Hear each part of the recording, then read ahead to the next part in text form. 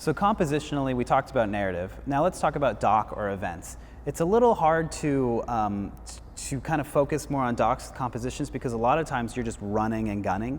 My favorite thing with docs and events is that when you do interviews, you can really mess with the composition. I've seen some really cool documentary interviews where they might have two cameras going and you see one camera really tight on the lens and you can see the emotion if they're interviewing them about something really touching, and then they have like a wide standard.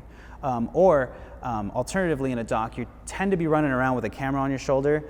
The fun thing about documentary is that you're really just looking at what's around you, right? Remember I talked earlier about paying attention to everything around you and working with what's in front of you. The cool thing about docs is you can take your camera and put it on the ground and shoot a soccer ball going by, or you can be running with a kid and trying to get him centered in frame. I think the big thing about documentaries is there's this tend to go towards just news gathering and keeping the camera on your shoulder. Now you want to, with docs, you're trying to express something, you're trying to present something in a certain manner. So you want to take that camera and take it off where we normally look, right? We're normally looking around with our eyes like this. The big thing to make things look different is to take your vision and move it somewhere else. So for a documentary, maybe take your vision and put it down on the floor, put it high up, put a GoPro in a car where you wouldn't normally see a camera. The big thing is to just put the camera where you wouldn't normally have your natural eyes. If I'm sitting here and I want to shoot myself, the camera's directly at my eye level because we're doing an interview and we're doing information. But if this was more intense, more emotional, and I wanted to make myself look big, we might put the camera on the floor so I can be looking down on it.